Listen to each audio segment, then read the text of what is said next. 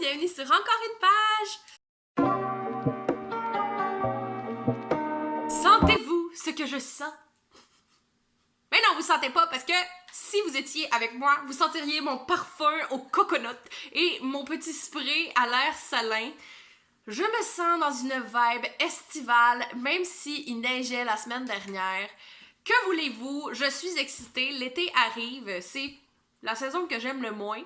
Parce que je suis allergique à tout là, dans l'environnement, là, je réagis, puis rendu au mois de juillet, j'ai des plaques partout, puis je veux plus sortir. Mais cette année, on est en quarantaine!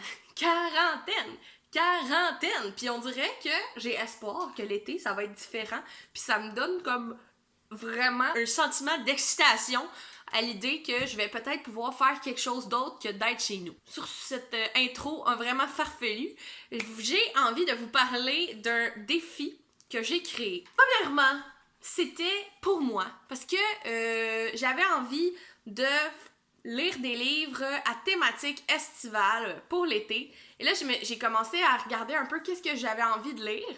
Et là, petit à petit, ceci menant à cela, j'ai créé des catégories. Et finalement, j'ai créé une petite affiche. Puis là, finalement, j'ai parlé à d'autres personnes. Il y avait un intérêt. Fait que là, je me suis dit, ah ben pourquoi pas? Pourquoi pas en faire un défi officiel? Donc, aujourd'hui, je suis là pour vous présenter le défi livresque estival. C'est un nom ordinaire parce que j'avais plus d'imagination. Ça fait la job, ça dit ce que ça a à dire. C'est un défi qui va prendre place du 1er juin au 31 août, donc 3 mois de lecture thématique. Deuxième information importante, c'est que tous les livres que vous allez lire, si vous décidez de participer à ce défi-là, ça doit être dans la thématique estivale. Et là, thématique, c'est à prendre au sens large. Ça pourrait être seulement les couleurs, la couleur de la couverture, le nom des auteurs ou autrices, une image qui vous fait penser à l'été qui est présente dans le livre, le participe passé été. C'est à prendre au sens large, mais pour ma part, ça sera vraiment comme estival la plupart du temps pour mes lectures. Troisième information, c'est que pour participer au défi livresque estival, c'est super simple. Vous avez juste à lire un seul livre et vous avez réussi le défi. Vous pouvez lire 10 livres parce qu'il y a 10 catégories. Vous pouvez en lire 20 parce que vous êtes super motivé. Mais honnêtement, un seul, ça suffit. Vous aurez complété mon défi. Il n'y a pas de stress, c'est l'été. Et c'est l'été en temps de pandémie. Prendre ça, les choses à la légère. Puis on va pas se stresser avec lire des livres. Là, je suis rendue à combien d'informations importantes? Je le sais plus. Mais une autre chose que vous devez savoir, c'est que si vous souhaitez participer au défi, il faut que je le sache. Donc, vous commentez sous cette vidéo ou sous ma publication sur ma page Instagram pour me signifier votre intérêt parce que j'ai l'intention de faire une conversation Instagram comme de soutien, de communauté. On avait ça pour le Readathon de Booktube Québec, puis j'ai tellement trouvé ça sympathique que je me suis dit, je vais reprendre cette formule gagnante et je vais reproduire ça. Si vous n'avez pas Instagram, eh ben là, je sais pas trop qu'est-ce qu'on va faire avec vous, mais on va s'arranger pour que vous soyez là. Là, je pense que j'ai tout dit. Fait que la seule chose qui me manque à faire, c'est vous présenter les 10 catégories de livres. Et dans une prochaine vidéo, je vais vous présenter ma pile à lire. Ça serait le fun aussi que si vous décidez de participer, que vous aussi vous fassiez une pile à lire et que vous le partagiez d'une quelconque façon. Ça peut être une photo, un petit message, une vidéo, ça sera encore mieux. Choisissez le médium qui vous convient. C'est parti pour les catégories! Donc, première catégorie, c'est après-midi à l'ombre. Et pour cette catégorie, vous devez lire un livre, un policier, un thriller, un polar, un roman d'horreur, un roman suspense, quelque chose d'un peu dark qui fitterait dans cette catégorie et qui vous amène une ambiance un petit peu mystérieuse. C'est tout. C'est vraiment pas compliqué. Encore mieux si c'est à thématique estivale. Ensuite, Mojito by the Pool. C'est la deuxième catégorie, probablement ma préférée. Moi, un mojito, là, je bois ça vraiment vite parce que j'adore les mojitos. Fait que c'est la même chose. C'est des livres qui se lisent rapidement, des bandes dessinées, manga ou romans graphiques qui rentrent dans cette catégorie-là. Donc, moi, j'en ai. Vous verrez quand je vais publier ma pile à lire, mais je me suis gâtée dans cette catégorie. Troisième catégorie, Sunkiss, donc une romance, une chiclite ou un roman anti-romance, parce que vous haïssez ça.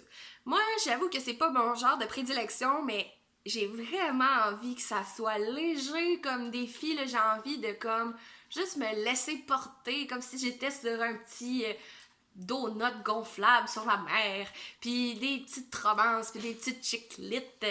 On dirait que ça fit dans cette catégorie-là. Fait que, gâtez-vous là aussi. Vous allez me voir venir avec mes grands chevaux, avec la 4e catégorie qui s'appelle Songe d'une nuit d'été. C'est le nom d'une pièce de théâtre, je pense une de mes préférées en plus, de Shakespeare. Donc, c'est la catégorie théâtre. Vous pouvez vraiment prendre ça au sens large, vous pouvez lire une pièce de théâtre, mais vous pouvez aussi en écouter, parce que grâce à la quarantaine, le radiothéâtre renaît. Il y a plusieurs pièces de théâtre que vous pouvez écouter qui ont été enregistrées seulement en audio, puis ça peut aussi faire un office de livre audio, mais c'est comme une petite coche un petit peu plus travaillée, parce que des fois il y a plusieurs voix, puis en tout cas c'est vraiment, je vous recommande. Il y a certaines pièces de théâtre, je pourrais faire une vidéo de suggestion de radiothéâtre à écouter. 5e catégorie, c'est un petit nom un peu niaiseux, Sunday et pensée.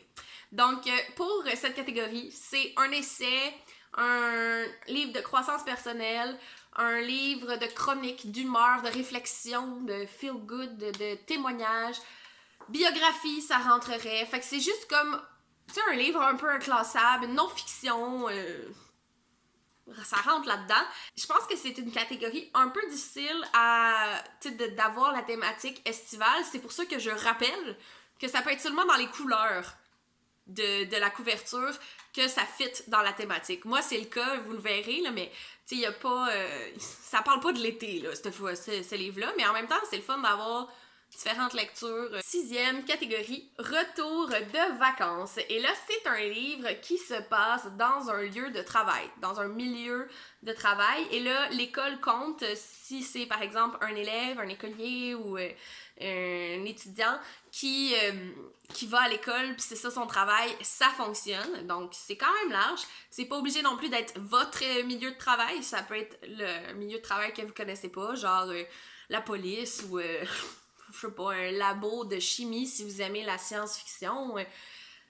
Soyez libre, là. Puis ça peut être ça aussi, une non-fiction, si c'est des réflexions sur votre pratique. Ça pourrait fonctionner aussi. Ensuite, c'est la catégorie Oh, les beaux jours!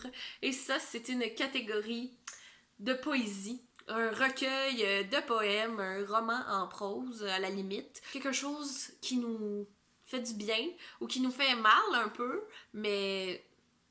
c'est ça, une catégorie d'un petit recueil de poèmes. La 8e catégorie, c'est Nuit d'orage. Et ça, c'est une catégorie classique. Encore là, prenez le large, ça peut être un classique québécois, un classique étranger, un classique français, un classique américain, le classique de votre mère, quelqu'un qui vous dit « Ah, ça, c'est vraiment... ça, c'est un classique pour moi.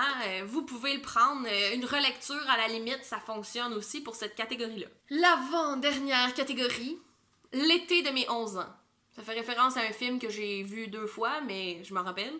Et c'est un album ou un roman jeunesse pour cette catégorie-là. Et finalement, la dernière catégorie, c'est Guimauve grillé. C'est un roman qui vous fait vraiment envie, un craquage, une lecture que vous avez envie de faire depuis très longtemps. Vous la mettez dans cette catégorie-là parce que c'est vraiment une catégorie pour vous faire plaisir. Comme les guimauves dans un feu de camp, parce que quand c'est le temps des guimauves, là, y a personne qui a vraiment faim, là. Tout le monde est comme... oh ben là, s'il y a de la guimauve, je vais m'en faire griller une. En plus, si je peux la faire en s'mores, tant mieux. Fait que c'est juste pour nous faire du bien, cette catégorie-là. C'est ce qui fait le tour des 10 catégories. J'espère que vous allez embarquer dans mon défi livresque estival. Je suis comme un peu stressée de présenter ça, parce que j'ai l'impression qu'il va y avoir 2 personnes qui vont le faire. Puis en même temps, s'il y a 2 personnes qui le font, tant mieux. C'est ça, dites-moi comment vous avez trouvé ça, puis j'ai hâte de vous présenter ma pile à lire. J'attends juste de recevoir certains livres parce que c'est ça, je les ai pas reçus. Là, il y en a qui arrivent de la bibliothèque, puis d'autres que j'ai commandés. Donc, ça va venir dans les prochaines vidéos.